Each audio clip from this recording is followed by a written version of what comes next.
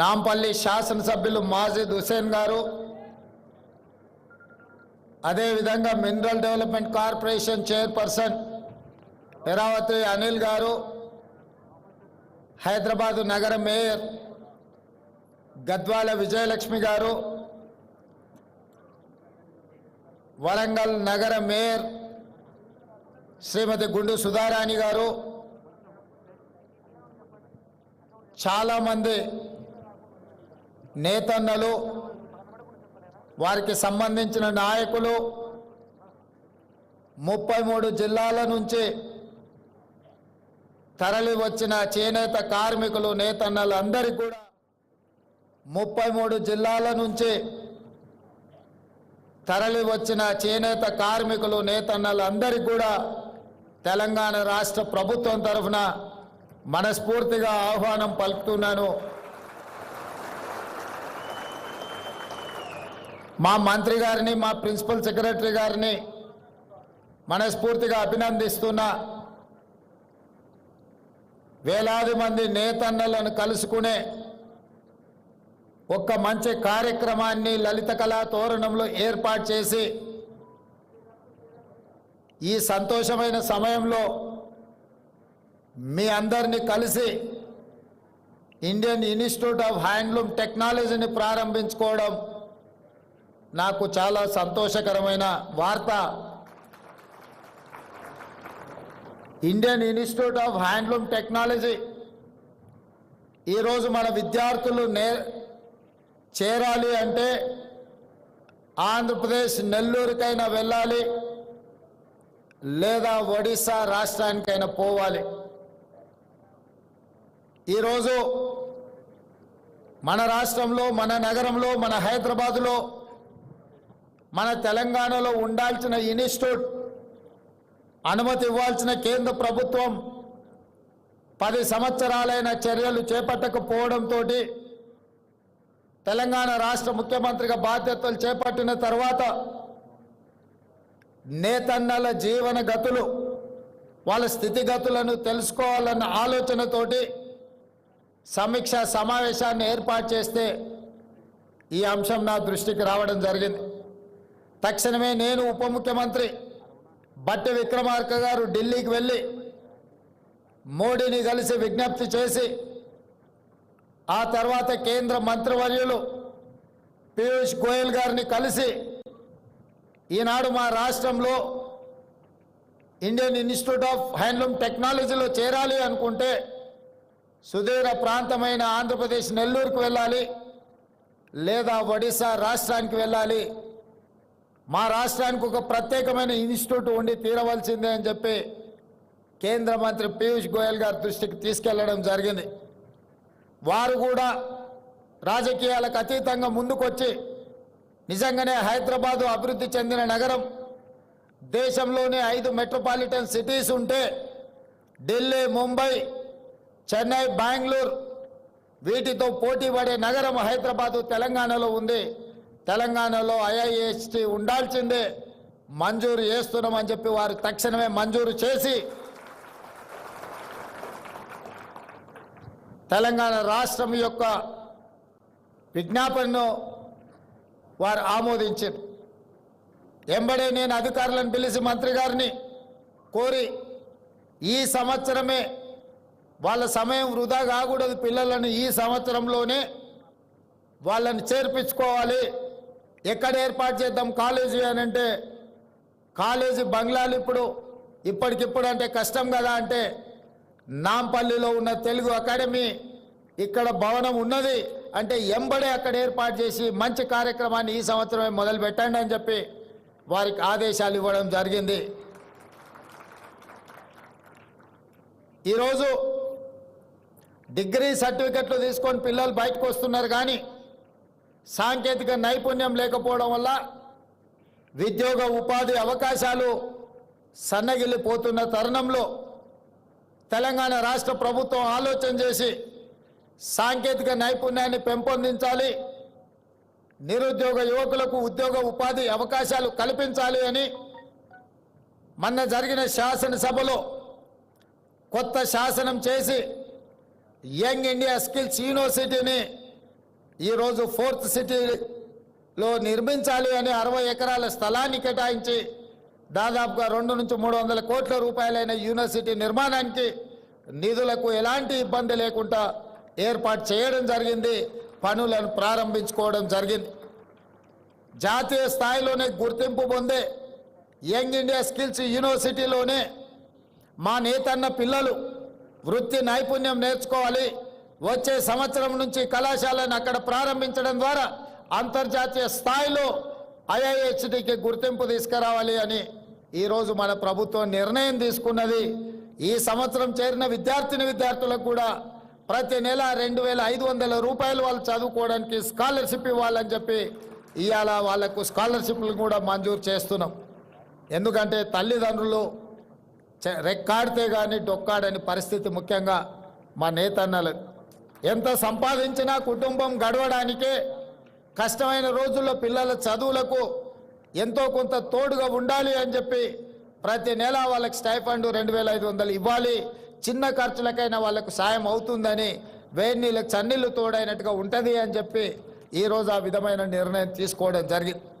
అదేవిధంగా మీకు సంబంధించిన నిధులు కూడా 290 కోట్ల రూపాయలు ఇవాళ నేతన్న కార్మికులకు ఈరోజు ఇక్కడ మీ అందరి సమక్షంలో ఆ చెక్కు ఇవ్వడం ద్వారా ఈ సంతోషంలో మీతో భాగస్వాములం కావాలి అని రాష్ట్ర ప్రభుత్వం నిర్ణయం తీసుకోవడం జరిగింది. ఇదే కాదు, నేను ఎక్కువ రాజకీయాల జోలికి పోను. మా మిత్రుడు అనిల్, ఇతరులు శ్రీనివాస్ మాట్లాడారు. గతంలో ఆర్భాటం ఉండేది, ఆర్భాటమైన ప్రచారాలు ఉండేవి. దానికి సినీ తలుపు బెలుకులు కూడా ఆనాడు ప్రచారంలో ఉపయోగపడ్డాయి. కానీ చేనేత కార్మికుల యొక్క జీవన విధానంలో మార్పు రాలేదు, వాళ్ళ ఆత్మహత్యలు ఆగలేదు, వాళ్ళు ఆత్మ గౌరవంతో బ్రతికే పరిస్థితి కనిపించలేదు. అందుకే ఈ ప్రభుత్వం ఆలోచన చేసి ఆనాడు బతుకమ్మ చీరలు సిరిసిల్లకి ఇచ్చిన చీరలు ఇచ్చిండు, కానీ నేసిన ఆ కార్మికులకు నిధులు విడుదల చేయలే. ఆయన బకాయి పెట్టిన సిరిసిల్ల నేతన్నల బకాయిలు కూడా తుమ్మల నాగేశ్వరరావు గారు మంత్రి అయినాక వారు నా దృష్టికి తీసుకొస్తే నేను ఆ నిధులను విడుదల చేసి రాజకీయాలకు అతీతంగా సిరిసిల్లలో ఉన్న కార్మికులను కూడా ఆదుకోవడానికి కోట్ల రూపాయల నిధులను విడుదల చేయడం జరిగింది. మా ప్రిన్సిపల్ సెక్రటరీ గారు హ్యాండ్లూమ్, అదేవిధంగా పవర్ లూమ్స్ మనం ఆదుకోవాలి, పన్నులు ఇవ్వాలి. ఒకవేళ బతుకమ్మ చీరలు ఆగిపోతే కొంతమందికి నష్టం జరుగుతుందని వారు నా దృష్టికి తీసుకురావడం జరిగింది. బతుకమ్మ చీరలు కట్టుకునేంత క్వాలిటీ కానీ దాని మీద పెట్టాల్సినంత పెట్టుబడి పెట్టలేదు. అందుకే ఈరోజు నేను మా మంత్రి అధికారి గారు చెప్తే నేను ఒకే మాట చెప్పిన, ఈరోజు స్వయం సహాయక సంఘాలు, మా మహిళలు సెల్ఫ్ హెల్ప్ గ్రూప్స్ కింద 63 లక్షల మంది సభ్యులు ఈరోజు తెలంగాణ రాష్ట్రంలో ఉన్నారు.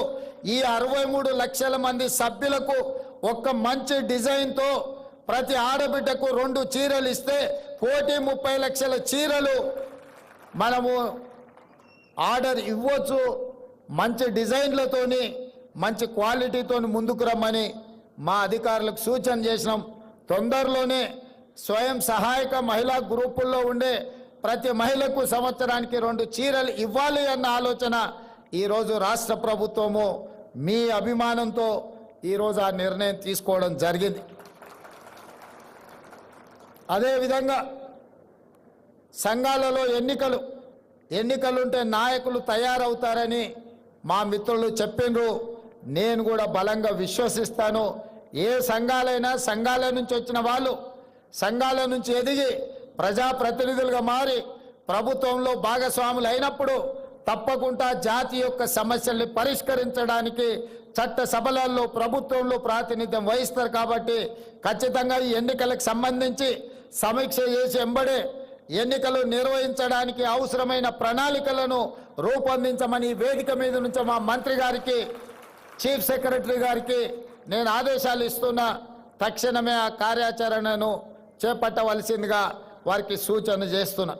అదేవిధంగా రుణమాఫీ, రైతులకు రుణమాఫీ చేసిండ్రు, 30,000 కోట్ల రూపాయలు చేసిండ్రు. మరి 30 కోట్లున్న మా చేనేత కార్మికులకు చెయ్యండి అని ఈ వేదిక మీద నుంచే విజ్ఞప్తి రావడం జరిగింది. నిజంగానే 30 కోట్లుంటే ఒక్క కలం పోటుతోని 30 కోట్ల రూపాయలు మీ రుణాన్ని మాఫీ చేసే బాధ్యత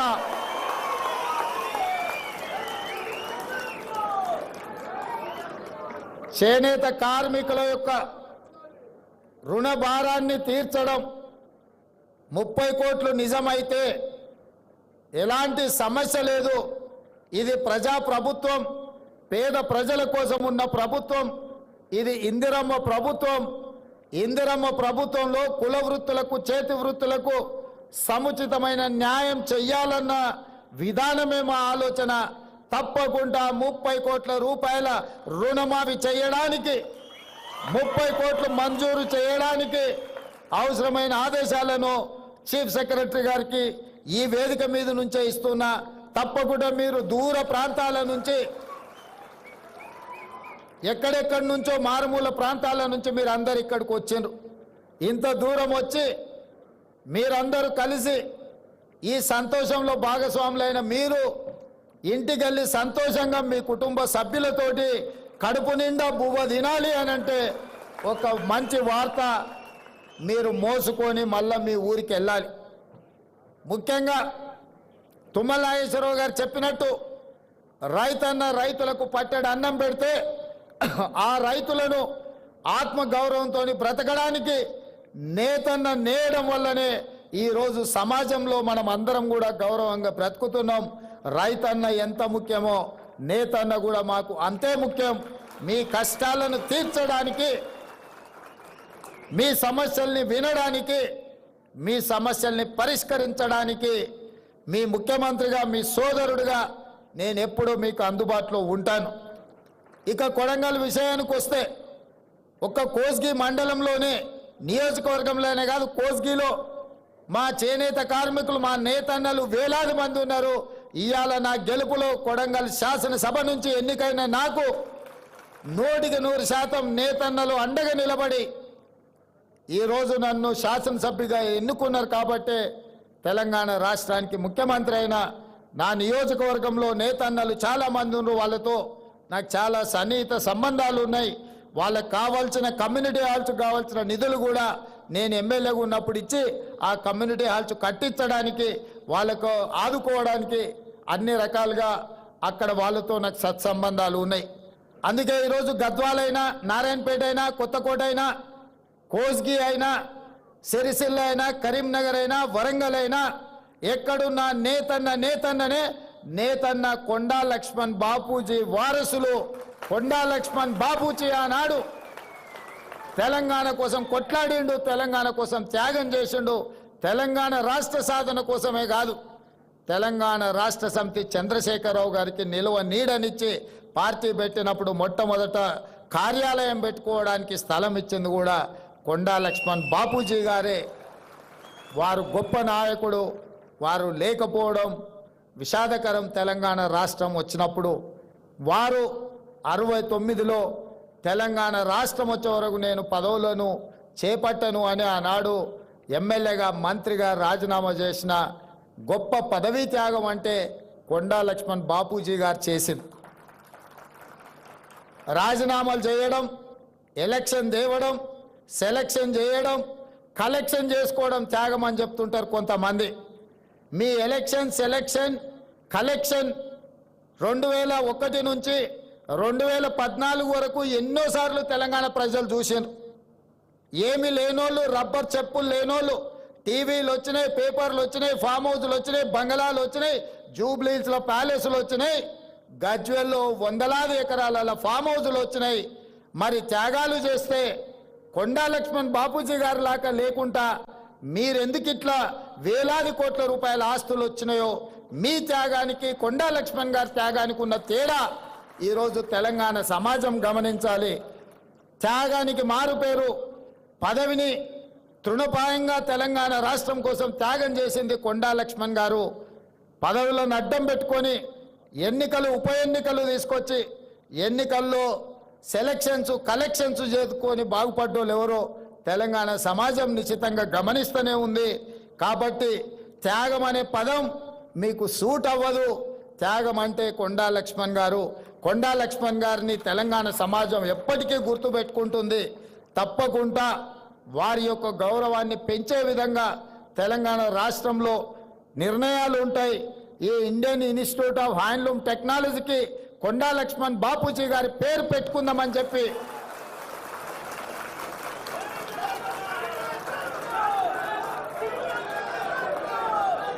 శాశ్వతంగా చరిత్రలో వారి పేరు నిలబడాలి అనంటే విద్యా సంస్థలకు వారి పేరు ఉండాలి. ఈరోజు నేతన్న పిల్లలు కానీ ఈ వృత్తిని నేర్చుకోవాల్సిన ఇన్స్టిట్యూట్కి కొండా లక్ష్మణ్ బాపూజీ గారి పేరు సముచితమని నేను భావిస్తున్నా. మా అధికారులకు, మా మంత్రి గారికి నేను ఆదేశాలు ఇస్తున్న ఈ వేదిక మీద నుంచి తక్షణమే దీనికి సంబంధించిన జీవోను విడుదల చేయండి. ఇండియన్ ఇన్స్టిట్యూట్ ఆఫ్ హ్యాండ్లూమ్ టెక్నాలజీకి కొండా లక్ష్మణ్ బాపూజీ గారి పేరును పెట్టి శాశ్వతంగా వారి గౌరవాన్ని పెంచే విధంగా తెలంగాణ రాష్ట్ర ప్రభుత్వం నిర్ణయాలు తీసుకోవాల్సిందిగా నేను ఆదేశాలు ఇస్తూ ఇంత దూరం నుంచి వచ్చిన మీ అందరినీ మళ్ళొక్కసారి మనస్ఫూర్తిగా అభినందిస్తూ మీ అందరి దగ్గర సెలవు తీసుకుంటున్న ధన్యవాదాలు మిత్రులారా. నేతన్నల అభివృద్ధి ప్రదాత రాష్ట్ర అధినేత ఆంధ్రప్రదేశ్ సీఎం గారికి ధన్యవాదాలతో శైలజ రామయ్య మేడం గారి వందన సమర్పణ. మన గౌరవ ముఖ్యమంత్రి వర్యులు తీరిక లేని పని ఒత్తిడిలో కూడా చేనేత కళాకారులపై తమకు గల అపారమైన ప్రేమతో తీరిక చేసుకొని మనకు అమూల్యమైన సమయము కేటాయించినందుకు తెలంగాణ చేనేత కళాకారుల తరఫున, చేనేత బంధువుల తరఫున, చేనేత జౌలి శాఖ మరియు టెస్కో తరఫున ముఖ్యమంత్రి వర్యులకి నా హృదయపూర్వక కృతజ్ఞతలు. 335 కోట్లు బకాయిలు విడుదల చేసి చేనేత అభయహస్తాన్ని రూపొందించి మరియు IIHTని ప్రారంభోత్సవం చేసి తద్వారా ఈ చేనేత మరియు ఈ చేనేత రంగానికి కొత్త ఊపిరి, కొత్త భవిష్యత్తుని ఇచ్చిన ముఖ్యమంత్రి వర్యులు మళ్ళీ మా కృతజ్ఞతలు. నూతన చేనేత పథకాల ఆవిష్కరణకు